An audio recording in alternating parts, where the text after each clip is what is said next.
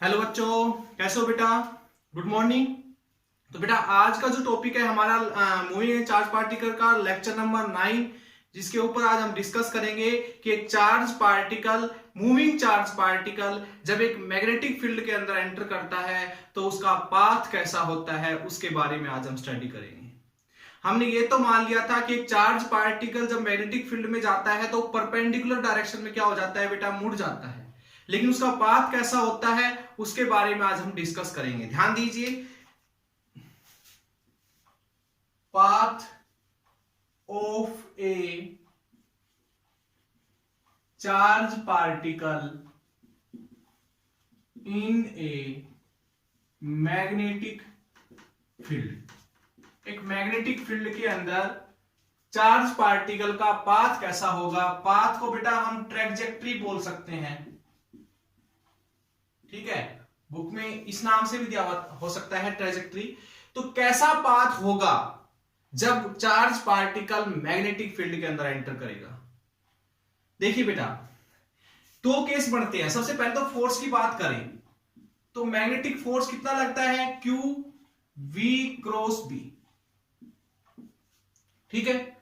जब एक charge particle with velocity v एक मैग्नेटिक फील्ड V के अंदर एंटर करता है, एक charge particle with velocity v एक मैग्नेटिक फील्ड B के अंदर एंटर करता है तो उसके ऊपर इतना फोर्स लगता है। या फिर कह सकते हो कि QVB साइन थीटा, ठीक है। तो यहां से दो केस बनते हैं। आप देखिए, फर्स्ट केस की बात करें, अगर थीटा हमारा 0 डिग्री या फिर 180 डिग्री हुआ तो क्या केस बनता है। अगर 0 डिग्री या 180 डिग्री हुआ तो क्या केस बनता है। देखिए, उस केस में हमारे पास फोर्स की वैल्यू यानी साइन 0 या साइन 180 जो होता है 180 वो 0 होता है, तो फोर्स उस केस में 0 लगेगा। यानी कि पाथ कैसा होगा इस केस में, यहां से ये मान लीजिए जिधर आपने मैग्नेटिक फील्ड अप्लाई किया हुआ है उधर ही आपका चार्ज पार्टिकल मूव कर रहा है, या फिर जिधर मैग्नेटिक फील्ड अप्लाई किया उसके अपोजिट चार्ज पार्टिकल मूव कर रहा है, तो उसके ऊपर कोई फोर्स नहीं लगेगा। यानी कि जिस स्ट्रेट लाइन में चार्ज पार्टिकल चल रहा है वैसा का वैसा पाथ होगा। तो पाथ कैसा होगा बेटा, यहां से ट्रैजेक्टरी कैसी होगी बेटा, यहां से देखिए चार्ज पार्टिकल की स्ट्रेट लाइन है ना, स्ट्रेट लाइन पाथ में चार्ज पार्टिकल चलेगा। क्लियर बेटा यहां से, ओके।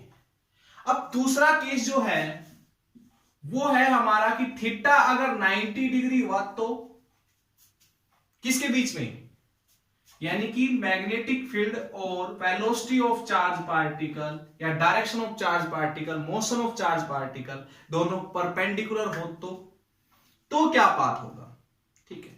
तो देखो, इसमें तो स्ट्रेट लाइन में चार्ज पार्टिकल आया और स्ट्रेट लाइन में चला गया। इसमें क्या होगा, चलो अप्लाई करते हैं मैग्नेटिक फील्ड।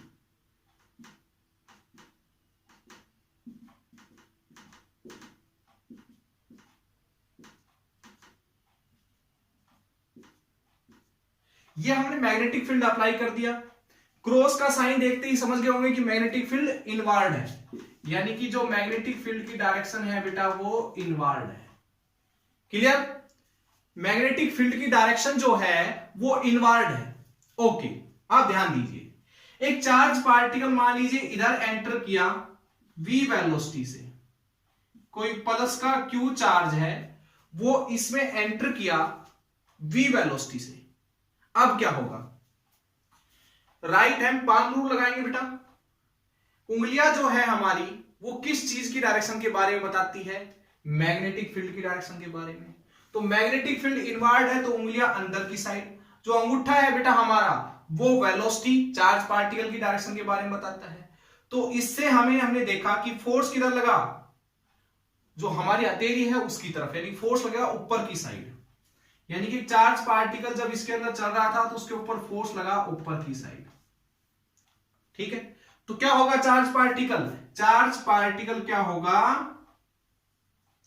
ये बस सोचना कि चार्ज पार्टिकल जस्ट ऐसे घूम जाएगा, नहीं। देखिए, हमने उसको वेलोसिटी उधर दी है, उस चार्ज पार्टिकल को उधर फेंका है, तो उस चार्ज पार्टिकल की जो वेलोसिटी उसको उधर भी ले जाने की कोशिश करेगी और मैग्नेटिक फील्ड उसको ऊपर, तो चार्ज पार्टिकल ऐसे घूम जाएगा। अब चार्ज पार्टिकल इधर जाने लगा v वेलोसिटी से, वेलोसिटी वही रहेगी कांस्टेंट, वेलोसिटी में चेंज नहीं आएगा, ठीक है, वेलोसिटी v रहेगी, उसी वेलोसिटी से चल रहा है ये चार्ज पार्टिकल। ठीक है बेटा, अब ध्यान दीजिए, अब हमने क्या देखा कि जब चार्ज पार्टिकल इधर चल रहा था तो उस टाइम उस केस में देखिए मैग्नेटिक फील्ड अंदर की साइड और वेलोसिटी ऊपर की साइड, तो फोर्स लगेगा बेटा अब की बार भी अंदर की साइड ऐसे, तो ये चार्ज पार्टिकल ऐसे घूम जाएगा। अब ये इधर जा रहा है, हमने देखा ये चार्ज पार्टिकल इधर जा रहा था बेटा, मैग्नेटिक फील्ड अब भी अंदर की साइड और अब उठा उधर, तो फिर से फोर्स अंदर की साइड लगेगा, अंदर की साइड, तो चार्ज पार्टिकल कुल मिला के बेटा ऐसा पाथ ट्रेवल करेगा, फोर्स इसमें अंदर की साइड लगेगा, यानी कि पाथ कैसा हो गया बेटा, ट्रेजेक्ट्री कैसी हो गई यहां पर, वो हुई हमारी सर्कुलर।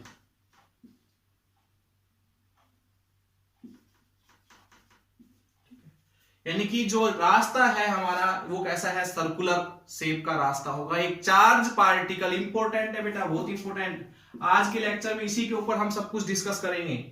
जब एक charge particle with velocity v perpendicular direction, यानी कि मैग्नेटिक फील्ड अंदर, चार्ज पार्टिकल इधर जा रहा है, तो परपेंडिकुलर डायरेक्शन एक मैग्नेटिक फील्ड के अंदर एंटर करता है, तो हम देखते हैं कि वो चार्ज पार्टिकल जो है रोटेट करने लग जाता है। क्या करने लग जाता है बेटा, रोटेट करने लग जाता है।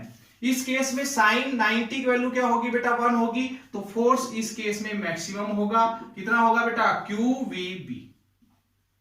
जब आपके पास क्या कह सकते हो बेटा, मैग्नेटिक फील्ड और V के बीच का एंगल 90 डिग्री का है, तो उस केस में फोर्स जो है चार्ज पार्टिकल के ऊपर कितना लगेगा बेटा, मैग्नेटिक फोर्स मैक्सिमम लगेगा और उसकी वैल्यू होगी QVB। क्लियर। और पाथ कैसा होगा, सर्कुलर पाथ होगा, ठीक है बेटा, सर्कुलर पाथ होगा। बात क्लियर सभी को यहां से। चलिए अब देखिए बेटा, सर्कुलर पाथ है, और एक चीज ये भी समझ गए आप कि जब जिधर कोई ऑब्जेक्ट चल रही होती है और उसके परपेंडिकुलर यानी कि इनवर्ड डायरेक्शन में जब भी फोर्स लगता है, तो हम ऐसे फोर्स को क्या बोलते हैं बेटा, सेंट्रीपिटल फोर्स। जो ये फोर्स लग रहा है अंदर की साइड, इसको हम सेंट्रीपिटल फोर्स नाम दे सकते हैं, सेंट्रीपिटल फोर्स। क्योंकि कोई भी चीज रोटेट करती है तो उसके लिए कौन सा फोर्स जो है रोल प्ले कर रहा हो, वहां पर कौन सा फोर्स जो है रोल प्ले कर रहा है बेटा, वहां पर सेंट्रीपिटल फोर्स रोल प्ले करता है। तो यानी कि अंदर की साइड लगने वाला फोर्स QEB एक सेंट्रीपिटल फोर्स है, जिसकी वजह से चार्ज पार्टिकल सर्कुलर मोशन में यहां पर आ जाता है। ठीक है, यानी कि परपेंडिकुलर मैग्नेटिक फील्ड अप्लाई करने से चार्ज पार्टिकल का जो पाथ है वो बेटा हमारा क्या है, सर्कुलर। ठीक है, सर्कुलर शेप का है। तो यहां से आज हम डिस्कस करेंगे बेटा। आई थिंक आपको ये सर्कुलर मोशन समझ आ गया होगा कि चार्ज पार्टिकल का सर्कुलर मोशन कैसे जनरेट होता है इन ए मैग्नेटिक फील्ड। साफ कर रहा हूं मैं इसको इधर से, देखिए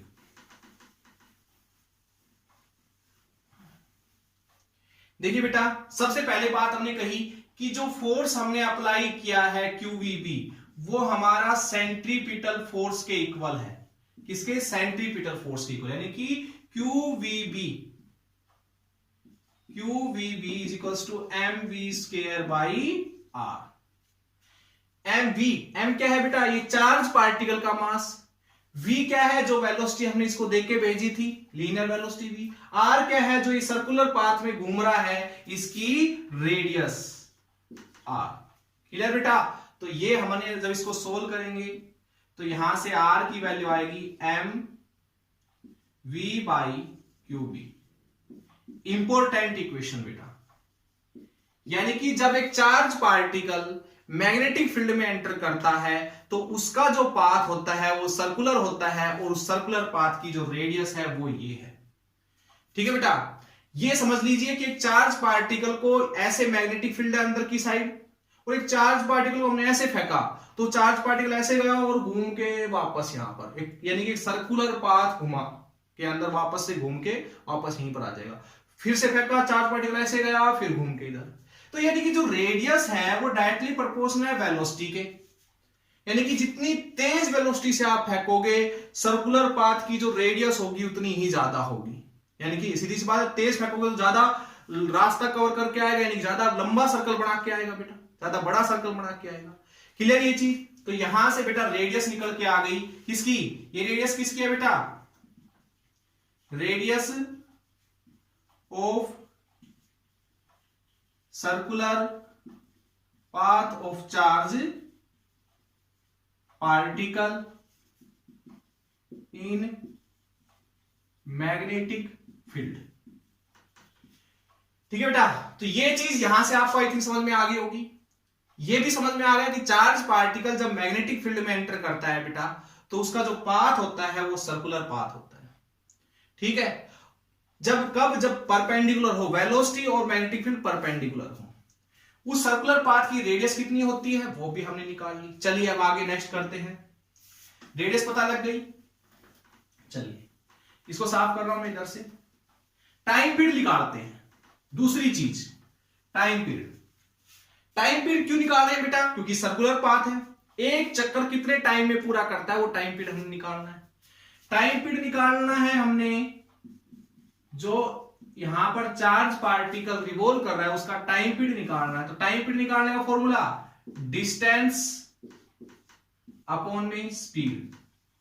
तो स्पीड तो हमने कहा कि कोई भी चार्ज पार्टिकल किसी सर्कुलर पाथ में घूमता है तो उसकी स्पीड क्या रहती है बेटा, कांस्टेंट। और ये प्रूव भी करके दिखाऊंगा मैं, थोड़ा सब्र कीजिए। देखिए बेटा, तो डिस्टेंस क्या कितना, एक सर्कुलर पाथ में घूमते वक्त कितना डिस्टेंस कवर होता है, 2 पाई आर, सरकमफ्रेंस के जितना, अपॉन में स्पीड। स्पीड कितनी है इसकी, v। तो बेटा आर की वैल्यू हम निकाल चुके हैं mv बाई qv। तो रखिए mv बाई qb अपॉन में v से v कैंसिल, तो t की वैल्यू आ गई 2 पाई m अपॉन में qb। समझे क्या बेटा, 2 पाई m अपॉन में qb। और यहां से एक बात प्रूव हो गई कि time period is independent on velocity. Velocity के ऊपर इंडिपेंडेंट है, यानी वेलोसिटी पे डिपेंड नहीं करता। देखो वेलोसिटी नहीं आ रही इक्वेशन में कहीं पर भी, यानी कि वेलोसिटी कितनी भी हो, एक सर्कल को पूरा करने में जो टाइम पीरियड लगेगा बेटा वो हमारा फिक्स रहेगा, वेलोसिटी के ऊपर डिपेंड नहीं करेगा। वो डिपेंड करेगा चार्ज के मास के ऊपर, अप्लाइड मैग्नेटिक फील्ड के ऊपर, और चार्ज कितना है उस चार्ज पार्टिकल पे, इस चीज। ठीक है बेटा, तो ये था टाइम पीरियड। ओके, चलिए छोटी छोटी चीजें हैं आज हम निकाल लेते हैं। फ्रीक्वेंसी निकालते हैं। जब सर्कुलर पाथ है तो फ्रीक्वेंसी निकालना तो पड़ता ही है। तो फ्रीक्वेंसी म्यू कितनी होगी बेटा, फ्रीक्वेंसी कैसे निकालते हैं, reciprocal of the time period. ठीक है, यानी फ्रीक्वेंसी आ गई बेटा यहां से QB, इसका रेसिप्रोकल कर दोगे अपॉन में 2 पाई m, ये आ गई फ्रीक्वेंसी। चलिए एंगुलर फ्रीक्वेंसी निकालते हैं बेटा। एंगुलर फ्रीक्वेंसी जिनको हम एंगुलर वेलोसिटी भी बोलते हैं, ठीक है, कितनी आएगी बेटा, 2 पाई बाई कैपिटल T, या फिर कह सकते हो 2 पाई फ्रीक्वेंसी, या फिर कह सकते हो यहां पर वैल्यू रख सकते हो आप किसकी, फ्रीक्वेंसी की वैल्यू रख सकते हो QB अपॉन में 2 पाई m। 2 पाई से 2 पाई कैंसिल, तो एंगुलर थोड़ा ऊपर लिख देता हूं, तो यहां पर लिख देता हूं बेटा। तो एंगुलर फ्रीक्वेंसी कितनी आ गई बेटा, QB बाई m। 4 फॉर्मूले यहां से हमने बेटा निकाले। First, the radius of circular path. Second, time period of charge particle in this circular path. Third, frequency of the circular यानी कि charge particle in this circular path, and angular frequency of the charge particle यानी कि angular velocity. Clear बेटा, समझ में आ गया सभी को। चलिए आगे बढ़ते हैं। कुछ इंपोर्टेंट टर्म्स है बेटा, उसके ऊपर डिस्कस करेंगे। अब इंपोर्टेंट टर्म क्या है, एक ऐसा फॉर्मूला निकालूंगा बेटा जो IIT जेईई मेंस के लिए इंपोर्टेंट फॉर्मूला है, जो आपकी बुक में आपको बहुत रेयर चांस से मिलेगा। लेकिन हम कौन कंपटीशन की जो बुक्स पढ़ते हैं, ठीक है, एससी वर्मा या फिर दिनेश की बुक जो हम पढ़ते हैं, उनके अंदर दिया हुआ है ये फॉर्मूला। तो आप लोग उम्मीद करता हूं कि पढ़िए वहां से। नहीं है आपके पास बुक तो कोई बात नहीं, यहां से समझिए। देखिए इंपोर्टेंट कॉन्सेप्ट के नाम से भी मैं इसको नाम दे सकता हूं। और जो ये फॉर्मूला है बेटा, ये जो न्यूमेरिकल्स है, जेईई मेंस के न्यूमेरिकल्स, उनके लिए इंपॉर्टेंट है। बोर्ड में भी कई बार क्वेश्चन पूछे जा चुके हैं इसके ऊपर, ध्यान दीजिए। इंपॉर्टेंट है बेटा ये जो कॉन्सेप्ट मैं आपको बताने जा रहा हूं, ध्यान दीजिए। देखिए अभी हमने रेडियस निकाली, कितनी आई बेटा, mv/qb। टाइम पीरियड निकाला 2πm/qb। ये दो टर्म हमने बेटा यहां से निकाली। फ्रीक्वेंसी और एंगुलर फ्रीक्वेंसी ज्यादा यूज नहीं होती है, पर यहां से ये देखिए बेटा। अच्छा, जो ये mv है इसकी जगह p रख सकता हूं मैं। p क्या है बेटा, लीनियर मोमेंटम। क्या है, linear momentum. Linear momentum mv, जो p का फॉर्मूला होता है बेटा वो mv होता है, पता है आपको, p रख दिया इसकी जगह। आगे देखिए, देखिए बेटा आपको पता है काइनेटिक एनर्जी का फॉर्मूला है। चार्ज पार्टिकल अगर इस मैग्नेटिक फील्ड में एंटर कर रहा है तो उसके पास कुछ ना कुछ वेलोसिटी है, तो कुछ ना कुछ उसके पास काइनेटिक एनर्जी है। कितनी काइनेटिक एनर्जी है, 1/2 mv²। ठीक है बेटा, तो काइनेटिक एनर्जी 1/2 m से डिवाइड m से मल्टीप्लाई, तो m² v²/m। ठीक है बेटा, तो काइनेटिक एनर्जी कितनी आ जाएगी यहां से, 1/2 p²/m। और 2m को इधर ले आओ तो p² की वैल्यू क्या आ जाएगी, 2mk। और p की वैल्यू क्या आ जाएगी बेटा, √2mk। ठीक है, समझ में आई बात। और ये p की वैल्यू उठा के बेटा यहां रख दो, तो r की वैल्यू का एक नया फॉर्मूला यानी कि radius of circular path in the form of kinetic energy का फॉर्मूला हमारे पास ये आ गया। और बेटा ये वेरी वेरी इंपॉर्टेंट फॉर्मूला है। क्या है बेटा, मोस्ट इंपॉर्टेंट फॉर्मूला है। ठीक है, अब इसी चीज को आगे देखिएगा भाई। देखो ये चार्ज पार्टिकल जो है अंदर एंटर किया, ठीक है। अब चार्ज पार्टिकल को वेलोसिटी दी गई v, वो कैसे दी गई, चार्ज पार्टिकल को v वेलोसिटी दी गई, वो कैसे दी गई बेटा, ये जरूरी चीज है यहां पर। चार्ज पार्टिकल को वेलोसिटी दी जाती है बेटा, हमने जो एक तरीका पढ़ा था चार्ज पार्टिकल को वेलोसिटी देने का, वो था हमारा क्या, पोटेंशियल डिफरेंस अप्लाई करके। ठीक है बेटा, तो पोटेंशियल डिफरेंस यहां से हम अप्लाई करेंगे। कैसे भाई, मान लो इधर हमने ले ली पॉजिटिव प्लेट, या फिर कह सकते हो इसको हायर पोटेंशियल V, और इधर हमने एक प्लेट ले ली बेटा नेगेटिव प्लेट, यानी कि लोअर पोटेंशियल। ठीक है बेटा, और एक चार्ज पार्टिकल यहां रख दिया हमने। ठीक है, कौन सा, पॉजिटिव चार्ज। अब पॉजिटिव चार्ज की क्वालिटी क्या होती है बेटा, पॉजिटिव चार्ज जो है हायर पोटेंशियल से लोअर पोटेंशियल की तरफ मूव करेगा, और वो धीरे धीरे उस अंदाज क्या होगी बेटा, वेलोसिटी वो गेन करेगा, v वेलोसिटी से मूव करना स्टार्ट करते हैं। तो यहां से ये बात आई कि इस पोटेंशियल डिफरेंस ने इस चार्ज के ऊपर क्या किया बेटा, वर्क। क्या किया, वर्क डन बाय पोटेंशियल। ठीक है बेटा, कितना हुआ बेटा, QV। पता है ना ये चीज, किसी पोटेंशियल V के द्वारा चार्ज Q के ऊपर कितना वर्क होता है, W, यानी कि वर्क अपॉन में charge is equal to potential difference. भूल गए, याद है फर्स्ट यूनिट में पढ़ा था हमने। ठीक है बेटा, तो ये आ गया वर्क। अब देखो वर्क एनर्जी थ्योरम क्या कहती है, work energy theorem, work energy theorem क्या कहती है बेटा, कि जो वर्क डन होता है किसी भी चार्ज पार्टिकल पे, वो final kinetic energy minus initial kinetic energy. ठीक है बेटा, तो फाइनल, अच्छा ये चार्ज पार्टिकल जब चला था तो इसकी वेलोसिटी कितनी थी, 0, तो इनिशियल काइनेटिक एनर्जी तो 0 होगी। धीरे धीरे यहां तक पहुंचते पहुंचते इसने कितनी वेलोसिटी गेन कर ली बेटा, v। ठीक है, तो इसके अंदर फाइनल काइनेटिक एनर्जी तो है, तो फाइनल काइनेटिक एनर्जी किसकी इक्वल आ गई, वर्क के इक्वल। और यहां से वर्क का फॉर्मूला हमारा क्या था, QV। जब V पोटेंशियल में कोई आपके पास V वेलोसिटी है बेटा, ये V वेलोसिटी है, सॉरी इस V वेलोसिटी को हम ऐसे नोट कर लेते हैं, और ये V पोटेंशियल है। ठीक है बेटा, समझ रहे हो। तो यहां से हम वर्क डन जो है Q पोटेंशियल, ये पोटेंशियल है बेटा। ठीक है, यहां ऊपर लिख देता हूं मैं, इसको साफ कर देता हूं, इधर से ध्यान दीजिए। चलो इधर देख लीजिए, तो वर्क जो है बेटा फाइनल काइनेटिक एनर्जी इक्वल आ गया, और वर्क हमने कितना कर रखा है, QV। तो कभी कभी आपसे क्वेश्चन में क्या पूछ सकता है, ध्यान दीजिए, कि जब हम चार्ज पार्टिकल को वेलोसिटी देते हैं तो उस केस में वेलोसिटी किस तरीके से दी गई है, नहीं पता। वेलोसिटी दी भी जा सकती है, किसी बहुत सारे तरीके होते हैं चार्ज पार्टिकल को वेलोसिटी देने के, लेकिन कभी कभी आपसे ये भी कह सकता है कि जो वेलोसिटी हमने दी है वो पोटेंशियल डिफरेंस अप्लाई करके दी है, यानी कि इधर एक पॉजिटिव प्लेट और इधर एक नेगेटिव प्लेट लगा दी। तो जो हमने काइनेटिक एनर्जी दी है, सॉरी इसको कह सकते हो वेलोसिटी दी है, तो वो पोटेंशियल डिफरेंस अप्लाई करके दी है। तो इस केस में बेटा आपके पास जो काइनेटिक एनर्जी होगी चार्ज पार्टिकल के पास, जो काइनेटिक एनर्जी है बेटा वो क्यू वी के इक्वल होगी। वी क्या है बेटा, यहां से पोटेंशियल डिफरेंस लिख देता हूं क्योंकि वी हम वेलोसिटी के लिए भी लेके चल रहे हैं, ठीक है। तो वेलोसिटी में कंफ्यूज मत होना, मैं बता रहा हूं यहां पर बार बार स्मॉल वी ले लेते चलो यहां पर, है ना ऐसे। तो पोटेंशियल जो है बेटा हमारा वी है यहां पर, तो इतनी काइनेटिक एनर्जी होगी। तो इस फॉर्मूले में बेटा आप रख सकते हो R is equals to 2m, kinetic energy क्या रख सकते हो बेटा, क्यू वी अपॉन में क्यू एम।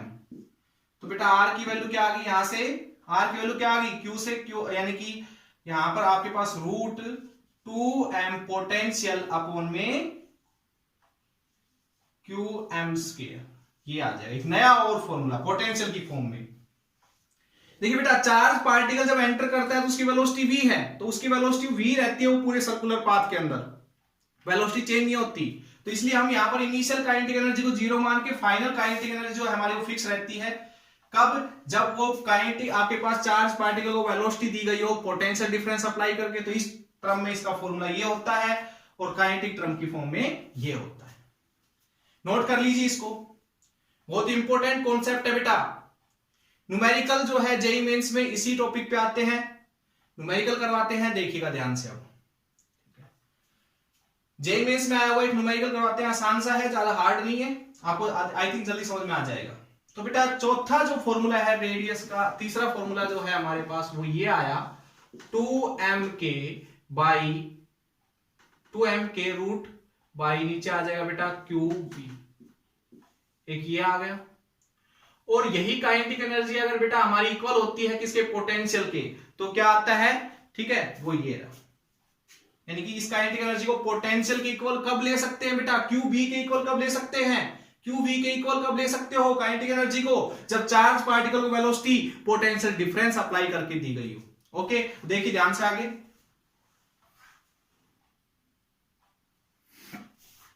देखिए बेटा साफ कर रहा हूं मैं इसको, उतार लीजिए।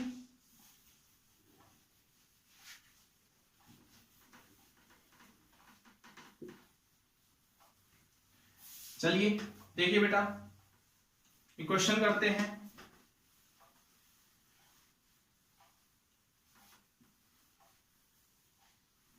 क्वेश्चन देखिए,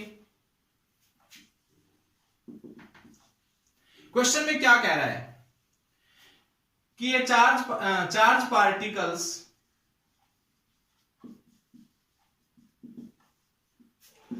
प्रोटॉन, न्यूट्रॉन एंड अल्फा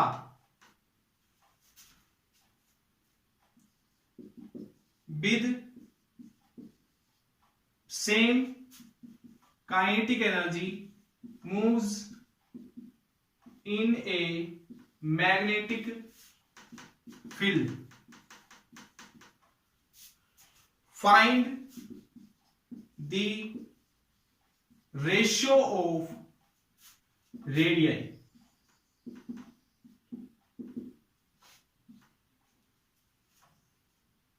ठीक है बेटा ध्यान दीजिए इस पे। एक charge particle proton neutron, charge particles proton neutron and alpha particle with same kinetic energy moves in a magnetic field, find the ratio of radius. कि जब चार्ज पार्टिकल प्रोटॉन न्यूट्रॉन और अल्फा पार्टिकल अगर same kinetic energy के साथ किसी magnetic field में move कर रहे हो बेटा, तो आप उनकी जो सर्कल बनाएंगे मैग्नेटिक फील्ड के अंदर, कोई छोटा बनाएगा, कोई बड़ा सर्कल बनाएगा, कोई कितना बनाएगा, तो वो हमने इनकी रेडियाई का रेशियो निकालना है बेटा। निकाले यहां से, चलिए ठीक है। देखिए बेटा, देखिए जो रेडियस का फॉर्मूला था वो था हमारा mv by q B, mv by q B. ठीक है बेटा, इस केस के अंदर क्या है कि हमें ये फॉर्मूला यूज करना है, ये करना है, तो आपकी बुक में ये फॉर्मूला दिया हुआ है और ये फॉर्मूला हमने आज निकाला बेटा, आर्टिकल में पढ़ा, ठीक है। तो ये फॉर्मूला ऐसे क्वेश्चन में यूज होगा, इसलिए मैंने वो फॉर्मूला करवाना जरूरी समझा। ध्यान दीजिए अब आगे।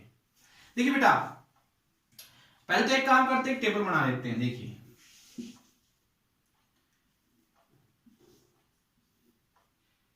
हम बात करेंगे यहां से बेटा प्रोटॉन की, ड्यूट्रॉन की और अल्फा की। प्रोटॉन, ड्यूट्रॉन और अल्फा, ठीक है।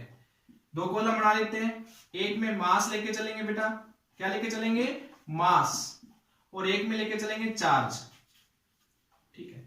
तो प्रोटॉन के ऊपर कितना मास होता है, चलिए मान लेते हैं m मास है प्रोटॉन के ऊपर। चार्ज कितना है प्रोटॉन के ऊपर, E। ड्यूट्रॉन हाइड्रोजन एटम का आइसोटोप्स होता है और उसके ऊपर डबल मास होता है प्रोटॉन से, लेकिन चार्ज उतना ही रहता है। पता है ये चीज आपको, केमिस्ट्री में पढ़ी हुई आप लोगों ने।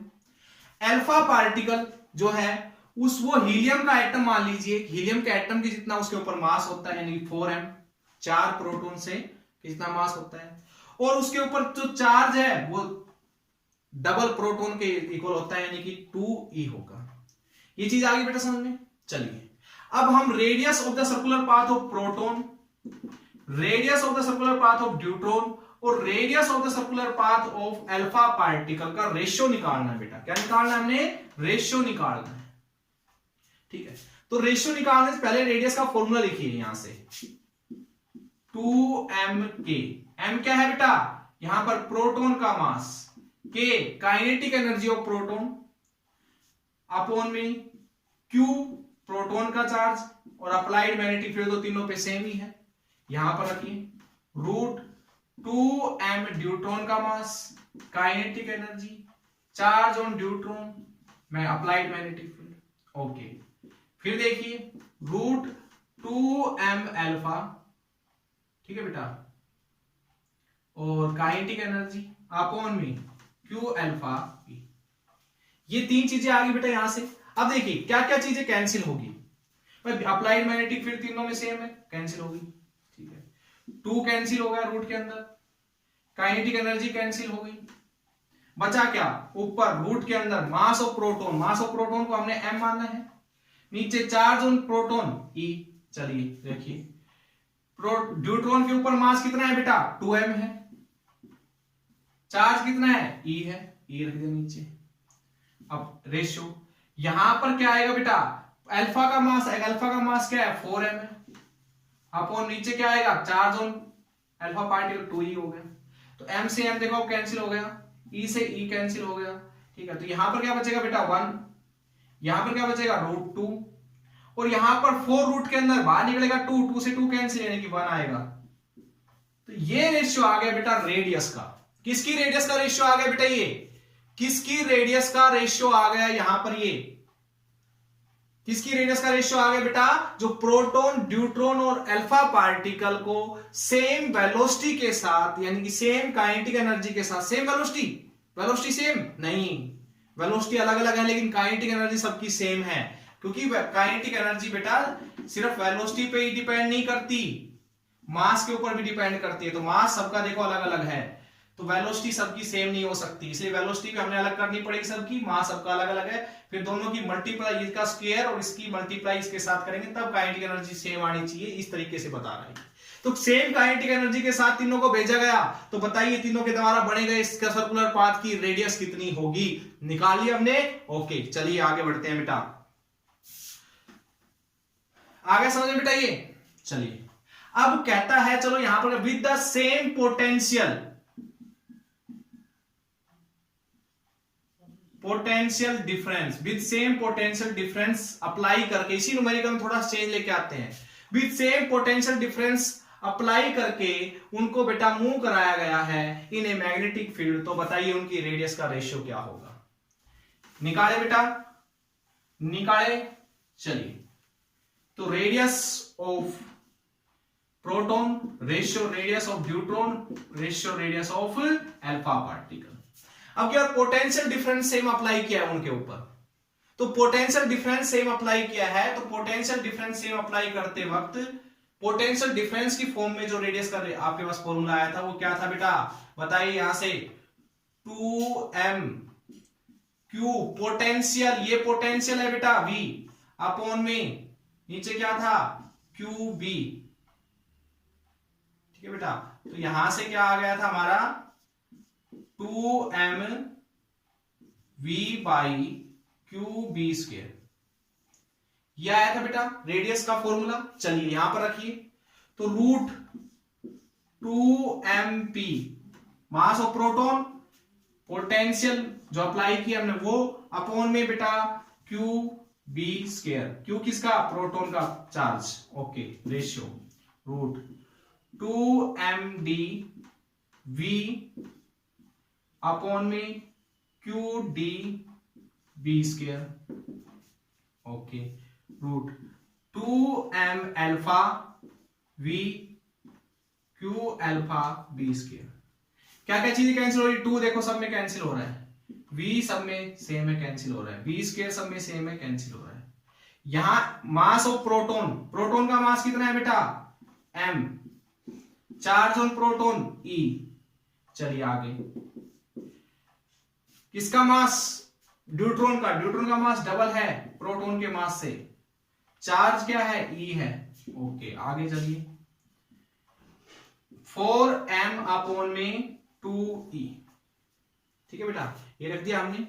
यहां से कैंसिल कीजिए m m e e सब कैंसिल हो गया, तो क्या बचेगा बेटा यहाँ पर 1, यहां पर क्या बचेगा रूट 2, और यहां पर 2 से 2 कैंसिल, तो अंदर क्या बचेगा रूट 2।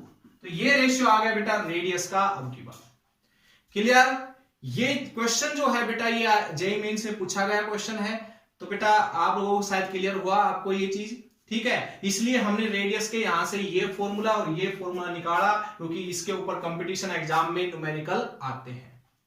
क्लियर सभी को, चलिए आगे बढ़े फिर बेटा।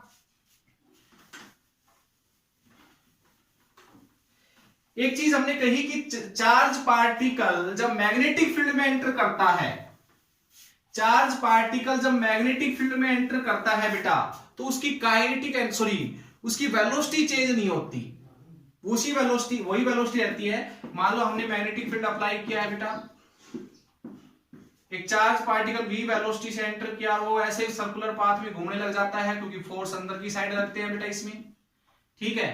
तो यहां पर उसकी वेलोसिटी दी गई तो v थी, यहां पर उसकी वेलोसिटी दी गई v थी, यहां पर उसकी वेलोसिटी दी गई v थी, यानी कि जिस वेलोसिटी से इसको भेजा गया लीनियर वेलोसिटी से, वो वेलोसिटी हर पॉइंट पे सर्कुलर पाथ में वही थी, सेम थी। क्यों थी इसका मीनिंग समझ लीजिए। देखिए चार्ज पार्टिकल को घुमाने के लिए ये मैग्नेटिक फील्ड क्या कर रहा है बेटा, वर्क कैसे निकालते हैं, force into displacement, sorry dot product force into किसके बीच में, फोर्स और डिस्प्लेसमेंट के बीच में। तो बेटा देखिए डिस्प्लेसमेंट इधर हो रहा है, मैग्नेट जो फोर्स है बेटा वो ऊपर की साइड लग रहा है। देखिए डिस्प्लेसमेंट अंदर की साइड, फोर्स जो है ऊपर की साइड, मान लेते हैं ऐसे, देखो डिस्प्लेसमेंट अंदर की साइड इधर जा रहा है, हो रहा है डिस्प्लेसमेंट, फोर्स ऊपर की साइड, डिस्प्लेसमेंट इधर, फोर्स ऊपर की अंदर की साइड, डिस्प्लेसमेंट इधर, फोर्स इधर, डिस्प्लेसमेंट इधर, फोर्स इधर। तो फोर्स और डिस्प्लेसमेंट के बीच में एंगल कितने डिग्री का है, 90 का। डॉट प्रोडक्ट से हमें मिलता है कोस, तो कोस 90, तो वर्क कितना हो गया बेटा 0। अजीब बात है ना कि मैग्नेटिक फील्ड कोई वर्क कर ही नहीं रहा, मैग्नेटिक फील्ड कोई वर्क कर ही नहीं रहा, आप फिर भी कह रहे कि चार्ज सर्कुलर पाथ में घूम रहा है due to the force of magnetic force. ठीक है बेटा, ठीक है बेटा। तो फोर्स की वजह से चार्ज पार्टिकल जो है वो घूम रहा है, कौन से फोर्स की वजह से, मैग्नेटिक फोर्स की वजह से, और कह रहे हैं कि ये वर्क भी नहीं कर रहा, मैग्नेटिक फील्ड कोई वर्क नहीं कर रहा। सर्कुलर पाथ है, घूम के आना यहीं पर है, तो इसलिए सर्कुलर पाथ में टोटल वर्क डन क्या होता है बेटा 0, ये भी समझ सकते हो आप। ठीक है, जब वर्क 0 हो गया तो यानी कि वर्क 0, तो वर्क एनर्जी थ्योरम क्या कहती है बेटा, work is equal to kinetic energy final minus kinetic energy initial.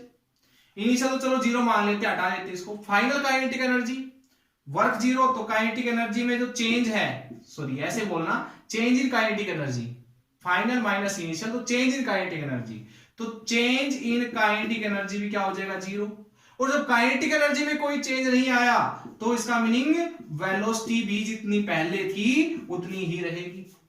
मानते नहीं इस चीज को? तो चलिए आई बेटा बात समझ में, आगे चलते हैं। देखिए आज का लास्ट एंड फाइनल टॉपिक और एक इंपॉर्टेंट टॉपिक बेटा, ध्यान दीजिएगा, वेरी वेरी इंपॉर्टेंट टॉपिक ये कहूंगा मैं।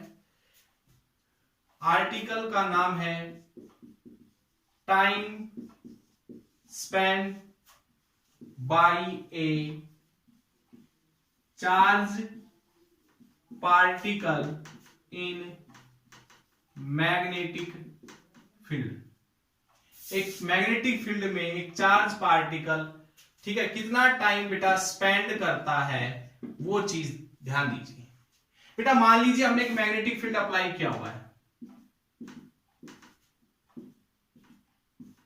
ठीक है, अंदर की साइड, ये इसकी यानी कि एक लाइन ऑफ वो मान लेते हैं लाइन ऑफ कंट्रोल है, जहां से मैग्नेटिक फील्ड शुरू होता है। अब ध्यान दीजिए, यहां से एक चार्ज पार्टिकल इधर जाना था, सीधा सीधा जाता चार्ज पार्टिकल, तो बेटा वो ऐसे घूम रहा होता, सर्कुलर पाथ बना रहा होता। चलिए हम थोड़ा सा इस एक्सिस के साथ थोड़ा सा एंगल बना के इसको भेज देते हैं, इधर हमने इसको वेलोसिटी दी, थीटा एंगल बना के इसको हमने भेज दिया। अब ध्यान दीजिए, वेलोसिटी ऑफ चार्ज पार्टिकल और अप्लाइड मैग्नेटिक फील्ड अब भी परपेंडिकुलर है। देखो, एक तो हम बस हमने क्या किया, चार्ज पार्टिकल को मैग्नेटिक फील्ड में एंटर करवाने वाली डायरेक्शन बदली है।